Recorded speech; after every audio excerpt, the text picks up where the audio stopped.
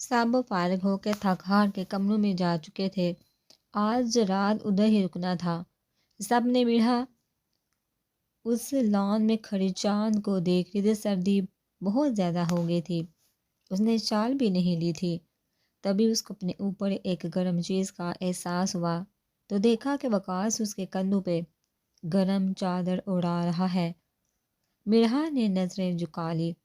شکریہ، وقاص نے اس کو اپنے حصار میں لے لیا۔ اب واقعی شادی نہیں کرنا چاہتی؟ تھوڑی دیر بعد وقاص کی آواز گونجی، میں نے ایسا کب کہا؟ مرحا نے حیرانگی کا اظہار کیا، جیسے واقعی وہ بھول گئی ہو اپنے الفاظ۔ اچھا، تو آپ کو نہیں یاد؟ وقاص نے سنجیدگی سے پوچھا۔ وہ بس خود ہی روتے روتے کہہ دیا، مرحا نے نظریں جھکا کر جواب دیا۔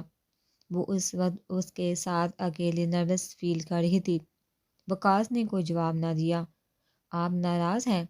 جب وہ کچھ نہ بولا تو مرحا نے پھر پوچھا، نہیں تو؟ کہنے کے ساتھ ہی وقاص نے اس کے گرد سے اپنے بازو ہٹائے۔ تبھی مرحا کو اپنی گردن پہ کچھ محسوس ہوا۔ جھک کے دیکھا تو ایک خوبصورت سا گولڈن کا پینڈنٹ تھا جس پہ اردو میں وقاص لکھا تھا۔ مرحا کو وہ بہت اچھا لگا، لیکن کچھ بول نہ پائی شرم سے۔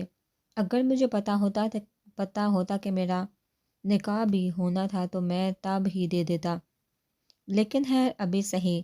نکاح مبارک ہو مسز وقاص، کہتے ساتھ اس نے مرحا کی گردن پہ پینڈنٹ پہ اپنے لب رکھے۔ مرحا خود میں سمٹی اور شرم سے لال ہو گئی۔ وقاص نے اس کا چہرہ غور سے دیکھا جہاں پہ حیا کے رنگ بکھر گئے تھے۔ آپ کو بھی؟ یہ واقعی بہت خوبصورت ہے، شکریہ، مرحا نے بھی آہستہ آواز میں کہا تو وقاص نے مسکرا کے اس کے ماتھے پہ اپنے لب رکھ دیے۔ تبھی ایک شیطان کی آواز آئی، استغفر اللہ، اللہ معاف کرے، لا حول ولا قوت، یہ میری ان کماری آنکھوں نے کیا کیا دیکھ لیا اور کیوں دیکھ لیا؟ شاعری نے حسب عادت غلط وقت پہ انٹری ماری۔ مرحا تو بیچاری اب چھپنے کی جگہ ڈھونڈنے لگی، پتہ نہیں شاعری نے کیا دیکھ لیا ہوگا۔ ٹھیک ہے، مانا کہ تم لوگوں کا نکاح ہو گیا، لیکن اس کا یہ مطلب نہیں کہ کمالوں کا دل جلاؤ۔ اگر اتنا ہی رومانس نکل رہا تھا تو کمرے میں جاؤ بھئی، اپنے میرے ارمان تو نہ جگاؤ۔ شاعری نے اپنی بکواس جاری رکھی تو مرحا کو اس کی باتیں سن کے کھڑا رہنا مشکل ہو گیا۔ وقاص نے مشکل آسان کر دی، اس کو اندر جانے کا کہہ کے، اور خود شاعری سے دو ہاتھ کرنے کا ارادہ رکھتا تھا جو ہمیشہ جن بن کے ٹپک پڑتا تھا۔ تو آ ادھر، میں تیری کماری آنکھوں کو ٹھنڈا کا احساس دلاؤں۔ پھر اس کی چھترول کی کہ واقعی اس کو اپنی آنکھوں پہ برف رکھ کے ٹھنڈک پہنچانی پڑی۔ بیچارے شاعری کی کماری آنکھیں۔ صبح صاحب نے ناشتہ کیا، مل کے ابھی اتنی جلدی کسی کا ارادہ نہیں تھا جانے کا، تو زین نے میرال کو کہا کہ میرے ساتھ ہی آ جائے، ایسے ہی آویز چلتے ہیں۔ تو وہ تیار ہوگی۔ میرال جب گاڑی میں بیٹھی تو شاعری جملہ کسنا نہ بولا، بابی کو دھیان سے پہنچائیے، یہ نہ ہو کہ سارا راستہ اس سے ہی دیکھتے گزارے۔ سب ہنس دیے، اس کی بات پہ زین گور کے رہ گیا۔ میرال گاڑی میں بیٹھی تھی، اس کو بات کا پتہ نہ چل سکا، ورنہ ابھی تک شاعری اپنے ناک کو بھی ٹھنڈا کا احساس دلا رہا ہوتا۔ زین سارجنٹ کی گاڑی میں بیٹھ گیا اور اپنے آفس کی ٹالی میرال اور زین اپنے راستے پہ رواں دواں تھے جب زین کو ایک کال آئی اور وہ سننے لگا۔ میرال نے ٹوکا،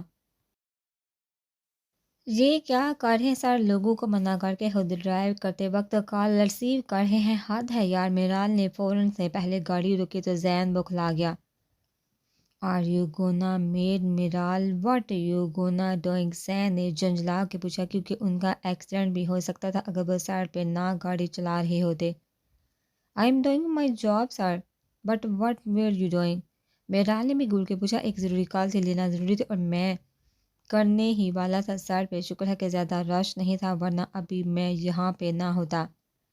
آرام سے سمجھانا چاہا تو آپ پہلے گاڑی سائڈ پہ لگاتے پھر کال ریسیو کرتے، ساتھ شکر، ورنہ میں نے بھی یہاں پہ موجود نہیں ہونا تھا۔ خیر، ضروری کال تھی تو آپ نے ڈراپ کر دی، میرال نے جتایا۔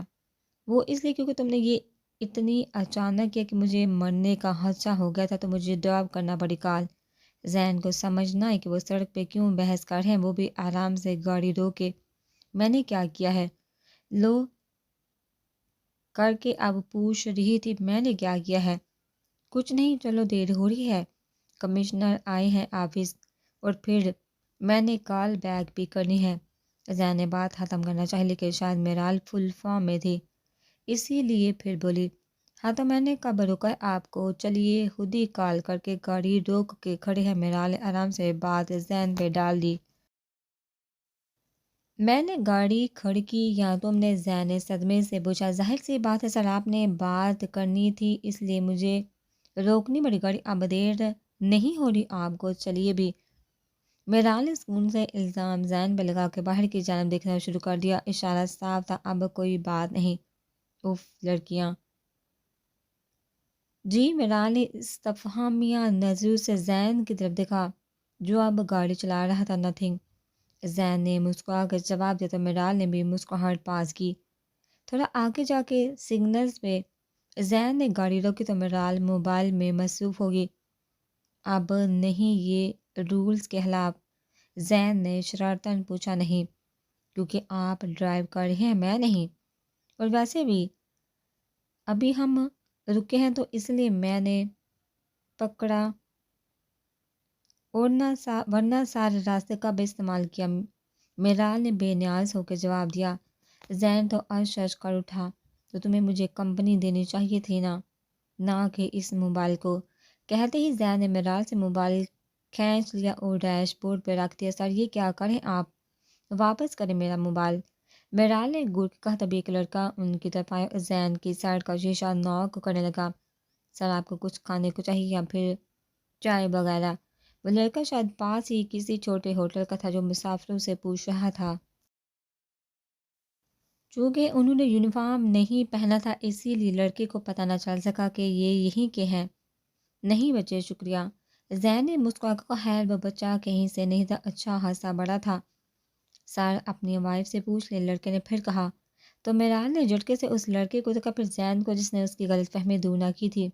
نہیں، انہیں بھی کچھ نہیں چاہیے، شکریہ، نارملی سا جواب دے کے شیشہ اوپر کر دیا۔ آپ نے اس سے یہ کیوں نہیں کہا کہ میں آپ کی وائف نہیں ہوں؟ کیا فرق پڑتا ہے؟ زین نے اگنور کیا۔ کیا مطلب کیا فرق پڑتا ہے آپ کو؟ اسے کہنا چاہیے تھا نا کہ میں آپ کی وائف نہیں ہوں۔ اب وہ پوری طرح زین کی جانب مڑی۔ کیا ہو گیا میرا؟ اب میں کیا ہر ایک کو کہتا پھروں کہ میرے ساتھ میری وائف نہیں کولیگ بیٹھی ہے؟ کچھ نہیں ہو گیا۔ میرے نام بتانے سے زین نے ریلیکس ہو کے جواب دیا۔ اصل میں زین کو اچھا لگا تھا اس کو میرال کو زین کی وائف سمجھنا۔ اب وہ آج ہی ارادہ رکھتا تھا اپنی ماں سے اس بارے میں بات کرنے کا۔ اتنی دیر میں سگنلز کھل گئے اور وہ 10 منٹ میں زین کے آفس موجود تھے، جہاں پہ کمشنر ان کا انتظار کرتے۔ کیسے ہو زین اور میرال؟ آبی کمشنر نے آتے ہی ان کا حال دریافت کیا۔ اللہ کا شکر ہے سر، آپ بتائیے کیا ضروری کام تھا جس کے لیے ارجنٹ بلایا گیا؟ زین نے بات شروع کی۔ اصل میں مجھے خبر ملی ہے کہ جو کیس تم دونوں آج ہینڈل کرے وہ جو مشن آرمی بھی سر انجام دے رہی وہ دونوں ایک ہی ہے، لیکن میں چاہتا ہوں تم دونوں خود پر ایک بار غور کر لو کہ کیا تم دونوں یہ آرمی کے ساتھ ہی مشن سر انجام دو گے یا کوئی دوسرا کیس لو گے، کیونکہ پھر آپ کو شہر سے باہر بھی جانا پڑ سکتا ہے اور اس میں رسک بھی بہت ہوگا، اس لیے جلدی سے فیصلہ کرو۔ Of course sir, we will go with army. Miral نے فوراً فیصلہ کیا اور آپ زین کمشنر نے زین کو سوالیہ نظر سے دیکھا۔ میرا بھی یہی جواب ہے، تو پھر ٹھیک ہے جوانوں، اپنا خیال رکھنا اور اس کیس پہ جان لگا دینا، کیونکہ جتنا آسان دکھ رہا اتنا ہے نہیں۔ کمشنر کہتے ہی اٹھ کھڑے ہوئے۔ دونوں نے مل کے سلوٹ کیا اور زین کمشنر کو باہر تک چھوڑنے چلا گیا۔ میرال بھی اٹھ کے جانے لگی، اب اس کو اپنے آفس بھی جانا تھا۔ ارے میڈم جی، آپ سر کے ساتھ آئی ہیں؟ رفیق نے پہنچ کے سلام کر کے پوچھا۔ جی بس اتنا کہا اور جانے لگی۔ جی اب تو آپ انہی کے ساتھ آؤ گی؟ رفیق نے اپنی شامت بلائی۔ کیا مطلب تمہارا اس بارے میں؟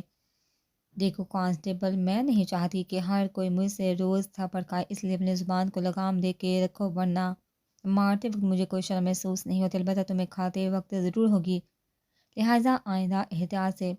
غصے سے کہتی بغیر زین کو اطلاع دیے وہاں سے چلی گئی۔ زین جب آفس میں آیا تو میرال کو ناپا کر رفیق سے پوچھا، سر جی وہ تو مجھے دھمکی دے کے چلی گئی۔ کیسی دھمکی؟ زین نے حیرت سے پوچھا۔ تو رفیق نے بات بتا دی تو زین ہنس دیا۔ واقعی رفیق کو اس کو مارتے ہوئے شرم نہیں آنی تو اس کے سامنے کام ہی جانا، ورنہ کل کو میں تمہارے گھر والوں کو کیا جواب دوں گا کہ ایک لڑکی سے مار کھا لی۔ زین نے افسوس سے کہا تو رفیق بوکھلا گیا۔ ویسے سر آپ نے بھی چن کے اپنے لیے ڈھونڈی ہے ایک دم، الگ نے داد دینے والے انداز میں کہا تو زین نے اس کے سامنے نہ کہہ دینا، اب جاؤ۔ رفیق کو بیچ کے زین اپنے کام میں مگن ہو گیا۔ شام کو جب زین گھر آئے تو ایمن اور نور آ گئی ہوئی تھی فارم ہاؤس سے، ایک سارا بیگم کی گود میں اور دوسری اپنے بابا کمال صاحب کی گود میں بیٹھ کے فارم ہاؤس کے بارے میں بتا رہی تھی۔ زین بھی فریش ہو کے وہیں ان کے پاس آ گیا۔ بابا مجھے ایک بات کرنی تھی ضروری آپ سے۔ زین نے تمہید باندھی۔ بھئی تم کب سے تمہید باندھ کے لمبی باتیں کرنے لگے، سیدھی بات پہ آؤ۔ کمال صاحب ہنس کے گویا ہوئے کیونکہ زین زیادہ لمبی باتیں نہیں کرتا تھا۔ اوکے ایکچولی مجھے میرال پسند ہے تو آپ دونوں اس کی ماما سے بات کریں اور نکاح کی ڈیٹ فائنل کر کے مجھے بتا دے۔ ایک ہی سانس میں کہہ کے اپنے ماں باپ کو حیران کر گیا۔ بیگم کیا یہ میرا ہی زین ہے نا جو مجھے منگنی تو دور رشتے کی بھی بات کو چھوڑ کے ڈائریکٹ نکاح کروانے کو کہہ رہا ہے؟ کمال صاحب کی حیرت کم ہونے کا نام نہیں لے رہی تھی، کیونکہ جب بھی زین سے شادی کی بات کی جاتی تو بہانے سے اٹھ جاتا یا کہہ دیتا کہ مجھ سے نہیں لڑکیوں کے چونچلے برداشت ہوتے، اور اب خود شادی کی بات کر رہا تھا، ساتھ میں اپنی پسند بھی بتا رہا تھا جو اس کے ماں باپ پہلے ہی کر چکے تھے۔ کیا واقعی بھائی میرال آپی سے شادی کریں گے اور ہمیشہ کے لیے ہم دونوں کے پاس آ جائیں گے؟ نور اور ایمن تو خوش ہو گئے اپنے بھائی کے فیصلے پہ۔ میرے پاس زین نے بے احتیاط کہا، پھر بعد میں غلطی کا احساس ہوا۔ جی جناب جانتے ہیں آپ کے پاس ہی آئے گی ہمیشہ کے، لیکن ہماری بھی تو کچھ لگے گی نا، سارا بیگم نے شرارت سے کہا تو وہ ہنس دیا۔ جی آپ کی بھی بہو ہوگی، زین نے کہا۔ لیکن زین وہ تو باقی لڑکیوں کی طرح نہیں، کمال صاحب نے سوچ کے کہا۔ وہ وقاص کے نکاح پہ مل چکے تھے میرال سے۔ مطلب میں سمجھا نہیں بابا۔ زین نے ناسمجھی سے دیکھا، مطلب وہ دوسری لڑکیوں کی طرح نازک مزاج نہیں، نزاکت نہیں ہے اس میں، مارنا بھی جانتی ہوگی، ظاہر سی بات ہے پسٹل تو ضرور چلاتی ہوگی۔ بھئی مجھے تو ایسی بہو نہیں چاہیے جو باقی لڑکیوں سے الگ ہو۔ کمال صاحب نے گویا انکار کیا، لیکن آنکھوں میں شرارت واضح چمک رہی تھی جس کو زین نے بخوبی محسوس کیا۔ اس لیے تو آپ بھی بہو بنانا چاہتا ہوں اس کو کہ سب سے الگ، میرے مطلب کہ ہمارے پاس ہی رہے، کہیں اور نہ کھو جائے۔ یو نو اے ساتھ ہی اپنی آنکھ کمیں گی تو کمال صاحب کہہ کر لگا کے ہنسی۔ بھائی مجھے تو وہ اس دن سے پسند تھی جس دن نور اور ایمن نے اس کے بارے میں بتایا تھا۔ میں تو کل ہی نکل رہی ہوں رشتے کے لیے، نکاح کی بات کر کے آؤں گی۔ وقاص کی منگنی پہ میں نے بات کی تھی ان دونوں کی، تو آسیہ بہن تو بہت خوشی تھی، ان کو بھی ہمارے نکمے پسند ہے۔ سارا بیگم تو خوشی سے پورے نہیں سما رہی تھی۔ اب نکمے تو نہ کہیں، اتنی پیاری بہویں ڈھونڈی ہیں میں نے اور شہری نے آپ کے لیے، آپ کو تو شکر کرنا چاہیے، فری کا کام کر دیا آپ کا ہم نے۔ زین نے ہرگز کہا تو سارا بیگم ہنس دی۔ اب بیچاری کو کسی سائڈ لگاؤ تاکہ میں اس کی بات ساتھ ہی کروں۔ سارا بیگم نے زین کے ساتھ بیٹھ کے اس کے کندھے پہ سر رکھ کے کہا، اس کی اب فکر نہیں کرے، وہ بھی ہو چکا، بس کل کے کام پہ لگ جائے گا۔ زین نے کہا اور اپنی ماں کا ماتھا چوما۔ کیا کام؟ وہ خود بتا دے گا آپ کو، فی الحال یہ بتائیے کب جا رہی ہیں پھر ڈیٹ لینے؟ زین نے شرارت سے کہا تو سارا بیگم نے اس کے کندھے سے الگ ہو کے ایک چپت رسید کے، بے شرم نہ ہو تو اتنی جلدی کل جا رہے ہیں؟ انہوں نے گور کے کہا، ارے میری ڈارلنگ جلدی نہیں، وہ کیا ہے نا آپ کی جو بہو ہے نا وہ ذرا غصے کی تیز ہے، تو میں نے سوچا کہ جتنا جلدی ہو سکے اس کو قابو کرنے کی عادت ڈالوں، ورنہ پھر یہ نہ ہو کہ غصہ مجھ پہ ہی اترا کرے۔ زین نے کہا تو سب ہنسنے لگے۔ ماما پھر میرال آپ بھی زین بھائی کی دلہن بنے گی اور وہ بہت پیاری لگیں گی ہمارے بھائی کے ساتھ۔ ایمن نے خوش ہو کر کہا تو سب مسکرا اٹھے۔ جی بالکل بھائی کی جان۔ زین نے دونوں کو پکڑ کے پیار کیا اور اب وہ ان کے ساتھ باتوں میں مشغول ہو گیا۔ رات کو میرا ابھی سونے کے لیے لیٹ رہی تھی کہ بکاس کی کالا نہ شروع کے فارم ہاؤس سے واپس آ کے اپنی ڈیوٹی پہ گئی۔ ابھی رات کے گئے واپس آئی تھی تو تھکن کی وجہ سے سونے کا ارادہ رکھتی تھی، لیکن اب کیا کر سکتے ہیں، سیاح جی کا فون آ گیا۔ السلام علیکم، وقاص کی گمبھیر باری آواز گونجی دوسری طرف سے۔ تو میرا کی ہارٹ بھی تیز ہوگی۔ وعلیکم السلام ہلکی سے آواز میں جواب دیا۔ کیسی ہم صبح ہی تو ملے تھے۔ یہ سن کے وقاص ہنس دیا۔ جی صبح تو ملے تھے لیکن میں اب کی بات کر رہا ہوں۔ کیسی ہیں آپ؟ پھر سے حیریت دریافت کی۔ تھکی ہوئی بے احتیاط نکل گیا منہ سے۔ او ابھی واپس آئی ہیں ہاسپٹل سے؟ وقاص کو اس کا اتنا لیٹ کام کرنا پسند نہیں آیا تھا۔ جی آج لیٹ ہوگی، آپ کو کام تھا۔ میرا کو لگا شاید رات کو ضروری بات کہنے کے لیے کال کی ہے، لیکن وقاص کا ایسا کوئی ارادہ نہیں تھا۔ کیوں میں اپنی بیگم کو کال نہیں کر سکتا؟ وقاص نے جان بوجھ کے برا منانے والے انداز میں جواب دیا۔ نہیں آپ کال کر سکتے ہیں، میں نے ایسا کب کہا؟ وہ آپ نے پہلے کبھی کال نہیں کی نا، اس لیے کہہ رہی ہوں۔ انہوں نے فوراً وضاحت دی۔ مطلب آپ میری کال کا انتظار کرتی ہیں؟ وقاص صاحب میرا کو تنگ کرنے لگا۔ پتہ نہیں میرا کو سمجھ نہ آئی کہ کیا جواب دے۔ مطلب میں کال نہ کیا کروں؟ میں نے اب ایسا بھی نہیں کہا، فوراً جواب دیا۔ مطلب کر لیا کروں؟ مجھے نہیں پتا آپ کیوں تنگ کر رہے ہیں، میں تھکی ہوں، سونا بھی ہے مجھے۔ میرا اب روحان سے ہوئی۔ وقاص کو اس کے کہنے پہ پیار آیا۔ وہ بالکل ایک چھوٹے بچے کی طرح کہہ رہی تھی، تو میں آپ کے پاس نہیں ہوں جو تنگ کر رہا ہوں، آپ سو جائیے۔ وقاص نے گویا اجازت دی، لیکن میرا میڈم بلش کر گئی۔ اور آئندہ دھیان سے اتنی رات تک آپ نے کام نہیں کرنا۔ میں ہرگز اجازت نہیں دوں گا کہ رات کا وقت جو میرا ہے آپ اس میں کام کریں، اپنی صحت کا دھیان رکھیں۔ اب آپ میری ہیں، اپنی تھوڑی تھوڑی لیکن میری ساری کی ساری۔ وقاص نے اب سنجیدگی سے کہا، واقعی سنجیدگی سے کہا، کیونکہ اس کو واقعی میرا کی آواز میں تھکاوٹ محسوس ہوئی۔ جی بس اتنا ہی کہہ سکی۔ میں روز رات کو کال کیا کروں گا، سونے سے پہلے صرف 5 منٹ مجھے دے دیا کرے، پھر شادی کے بعد تو آپ کا سارا وقت ہی میرا اور میرا آپ کا۔ وقاص نے ایک جب سے کہا تو میرا بکھلا گئی۔ باپ سو جائیے، خدا حافظ، وقاص نے کہہ کے کال ڈراپ کر دی تو میرا اللہ اللہ کرتی سونے کے لیے لیٹ گئی اور وقاص کے بارے میں سوچنے لگی۔ خود ہی سوچ کے شرم سے سر ہوگی، اف اللہ، اور مسکرا کے آنکھیں مون کے وقاص نے میرا سے ضروری بات کرنے کے لیے ہی کال کی تھی، لیکن پھر تنگ کرنے لگ گیا۔ اس کی تھکاوٹ کو محسوس کر کے اس نے سونے کا کہا اور سوچا کہ میرال سے کہہ دے گا، بات وہ بتا دے گی۔ صبح جب میرال آفس پہنچی تو ایک اور خبر اس کو سننے کو ملی، جس کو سن کے اس کا پارا ہائی ہو گیا۔ اب یہاں پہ ہر دوسرا کہہ رہا تھا کہ میرال میڈم اور سر زین پسند کرتے ہیں، ایک دوسرے کو شادی کرنے والے ہیں، تھوڑے دنوں تک ان کا نکاح ہے۔ میرال نکاح اور میرا نکاح اور مجھے پتہ نہیں۔ آج تو یہ سارا کدو نہیں بچنا مجھ سے۔ اچھا ہنسا شریف سمجھتی تھی میں، لیکن نہیں، یہ بھی ٹھرکی نکلا کمینہ کہیں کا، بتاتی ہوں میں اس کو۔ میرال نے دل میں سوچا، جو یہ بات کہہ رہا تھا اسی سے مخاطب ہوئی۔ انسپیکٹر گاڑی نکالو میری۔ وہ فوراً جی کہہ کے نکلا۔ آج وہ غصے سے بڑے بڑے اس کے آپس آئی تھی، اور آج اس کے دل نے شدت سے اسے سڑے کدو کا سر پھاڑنا چاہتا، جو پتہ نہیں خود کو کہاں کا ہیرو سمجھ بیٹھا تھا۔ کانسٹیبل رفیق تو فوراً الرٹ ہوا اور آگے پہنچ کے اسلام کے السلام علیکم میڈم جی، اور ساتھ ہی اپنی بتیسی دکھائی، وعلیکم السلام، کدھر ہے تمہارے شریف النفس صاحب؟ عادت کے مطابق ہونٹ کاٹتے غصے کو کنٹرول کر کے پوچھا، صاحب تو اندر میٹنگ میں، آپ کہیں تو اسپیشلی آپ کے لیے بلاؤں؟ پہلے تو اس نے آرام سے بات سن لی، لیکن جب اس نے اسپیشلی لفظ بولا تو پارا اور چڑھ گیا اور دیا ایک سیدھے ہاتھ کا تھپڑ۔ بیچارہ رفیق تو پہلے والا نہیں بولا تھا، اب ایک اور پڑ گیا۔ سوری میڈم صاحبہ، رفیق کچھ شرمندگی سے بولا۔ اب اپنے صاحب کو پیغام دو میرا کہ میں آئی ہوں۔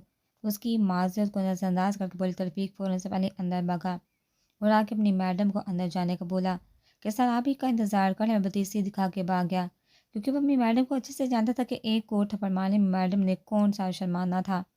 آپ کی ہمت بھی کیسی اپنے دوستوں ایڈے گیڈو کو یہ سبق کہنے کی؟ ہاں، جیسے ہی وہ اندر داخل اپنی تمیز کو ذرا سر پہ رکھ کے اس پہ چار دوڑی، اور ایسا وہ کیوں نہ کرتی، اس کی بھی سیلف رسپیکٹ تھی، اس کی باتوں کی وجہ سے وہ لوگوں کی نظروں میں آ رہی تھی، لوگ اس کو دیکھ کے طرح طرح کی باتیں کر رہے تھے۔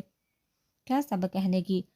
اگلے نے سکون سے پوچھا، جیسے وہ کچھ جانتا ہی نہیں، اور یہی بات اس کو تیش دلا کہ تم نے سب کو یہ کیوں کہا کہ میں اور تم پسند کرتے ہیں ایک دوسرے کو؟ اب وہ آپ سے ڈائریکٹ تم پہ آئی تو کیا نہیں کرتے؟ نہیں، تم نے یہ سب کیوں کہا؟ میں تمہیں چھوڑوں گی نہیں، جانتے نہیں ہو تم مجھے بھی؟ ہائے، جاننا ہی تو چاہتا، لیکن تم مانتی ہی نہیں ہو۔